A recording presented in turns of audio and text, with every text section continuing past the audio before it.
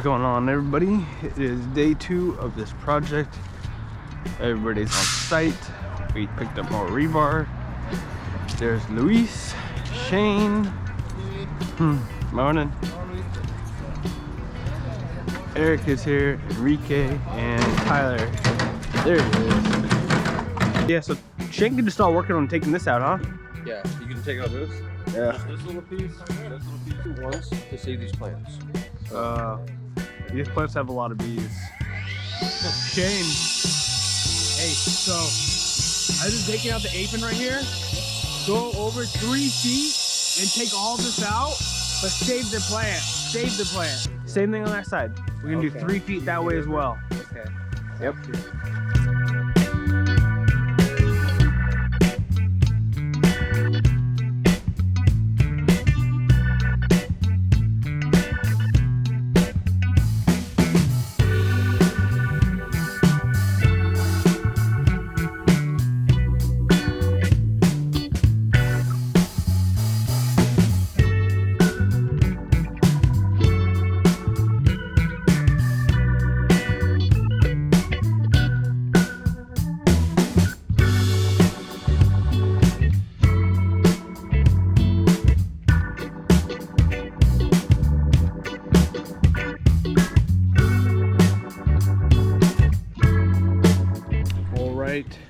Planter wall is built. Stone is here now. We got some apple stone, and this is going to be a very tedious process because of how small each individual stone is. It's going to look custom though, nice and custom. And then the caps that we are using are these right here. Custom stone caps as well. It looked nice, I think, like that, yeah? Yeah, like that. Little overhang? Yeah. Yeah, I need an overhang because give me one stone. Yeah, because then This need it. it's gonna be Oh, yeah. Yeah, it's a little cantilever de this, no? Yeah, so you have to do it like that. Yeah, okay, amigos de Facebook. Okay. And then in between the cap, we just put a little bit of spec mix. Yes. Yeah, put the spec mix, the insert, and put the stone right here. So, yeah. Yeah. Good. It'll look very nice.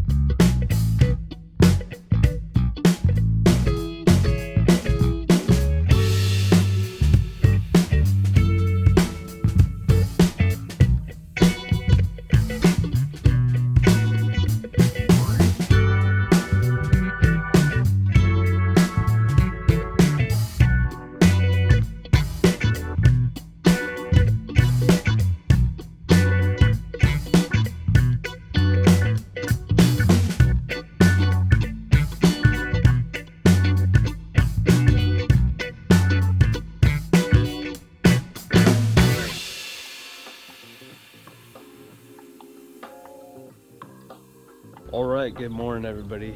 We are here on the job site. It is about 6:20 in the morning. Concrete is scheduled for 7.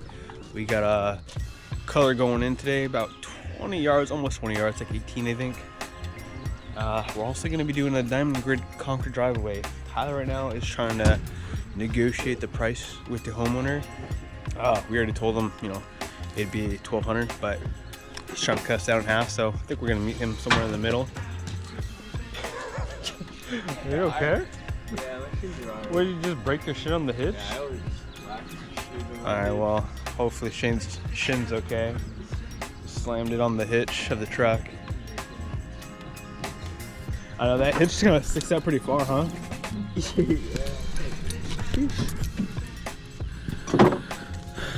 So, yeah, so I'm gonna unload all the finishing tools right now. All this, yeah, I know guys, my truck's a mess. But we're gonna get this all loaded, get the diamond grid all set up, as long as the homer is good with the price, and get things rolling.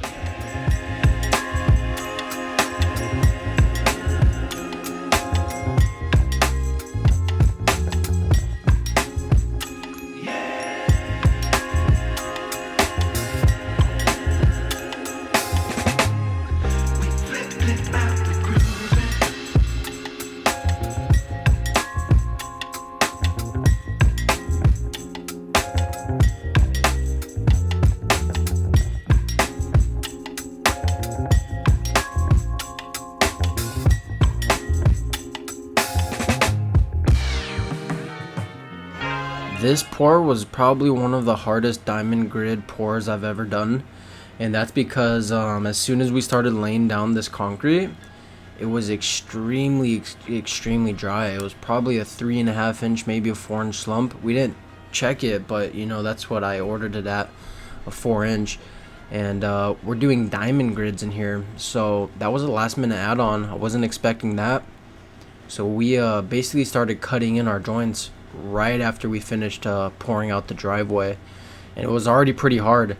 You could see us running our cutters in the background, and we're really having to hammer it down into the concrete to even cut them at this point, but we were able to get those joints in still. It was just like non-stop action. And this is the moat strip I was talking about. So this is just some pebble. I think it's Mexican beach pebble, if I'm not mistaken. But we're just throwing that in the moat strip and then floating it on in there. So then when we expose the aggregate later today, all you'll see is that Mexican beach pebble. So it gives it a really nice look. So here's my brother running the 6-foot cutter. And like I said earlier, those joints were really hard to get in. So we immediately went on the sliders. You could see the chisel there. We literally had to chisel some of these joints in because this concrete was going off. You'll see later just how fast it was going off. But yeah, we basically started sliding this immediately. Got all of our joints in. And yeah, it was a tough one, but we stayed on top of it. However, this concrete did end up curing out a little weird for us. I'm not sure if you guys have ever experienced this, but this concrete had a couple of dark spots in it after we left. And we were trying to figure out why, you know, because we did have a good amount of base in there, but we figured it was just something to do with the concrete, because it did end up curing out, but it took a while. I'm talking like 60 days, maybe more, just to get those dark spots out of the concrete once we left. There's that exposed aggregate. We're just hosing it and brooming it at the same time to get that exposed aggregate look right there. And it's really nice for like a garden moat strip divider. And now we got the broom going out. So Timmy's on the broom. We're all sliding it right behind him. And he's kind of brooming it as we go. He's got some special concrete shoes on, so he's able to walk on it without leaving crazy indentations. But that's the world famous 50% horsehair, 50% nylon concrete broom.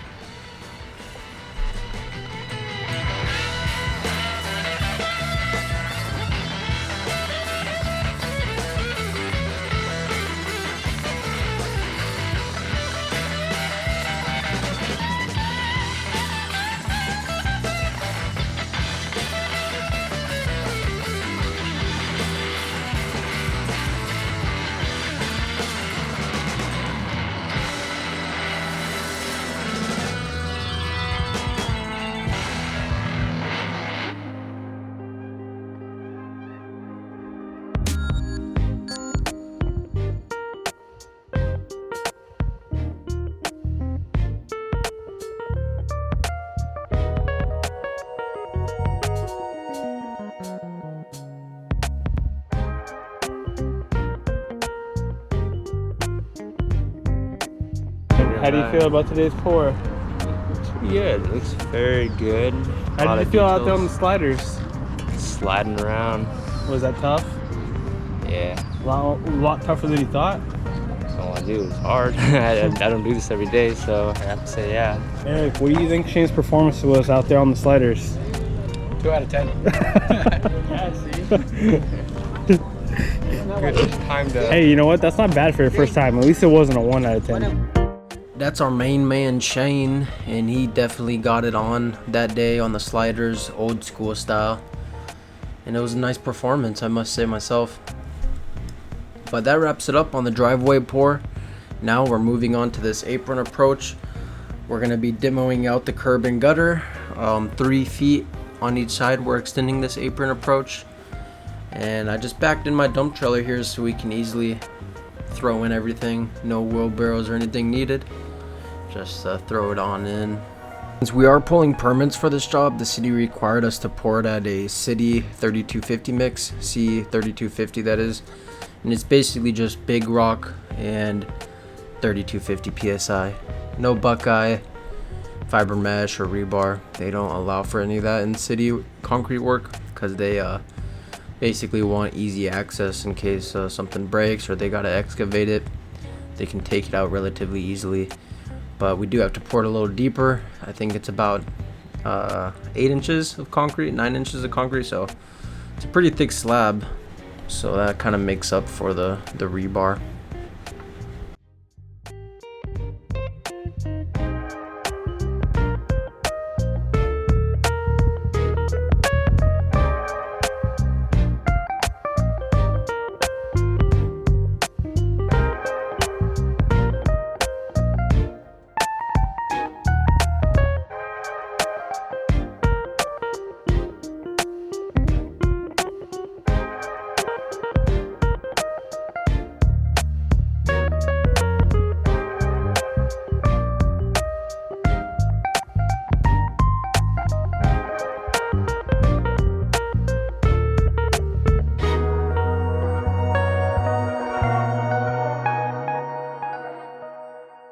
We got it all formed out for the apron approach. We got inspection tomorrow at 8 o'clock and then concrete's coming at 9. And this will all be ready to go.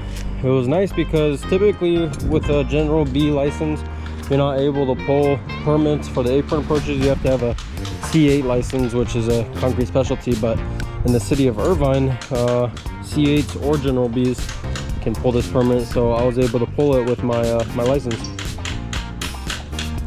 Now we just need one inspection tomorrow before pour, and then one final inspection after we pour.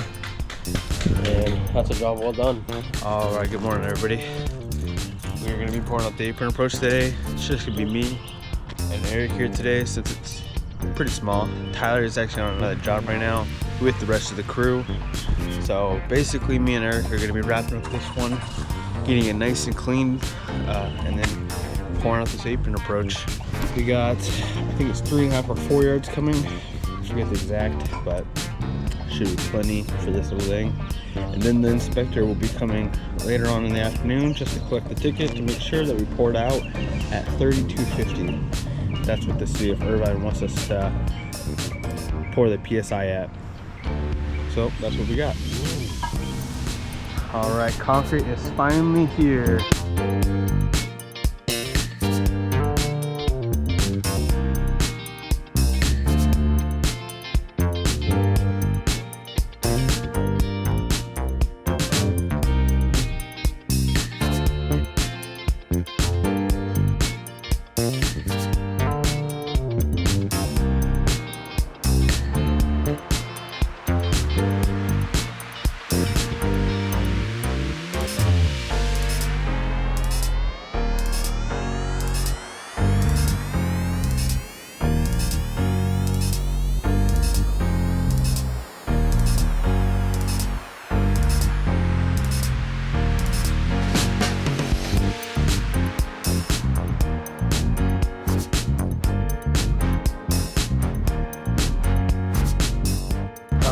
So me and Eric just finished up 2.5 hours to do the apron. Dried on us very quick.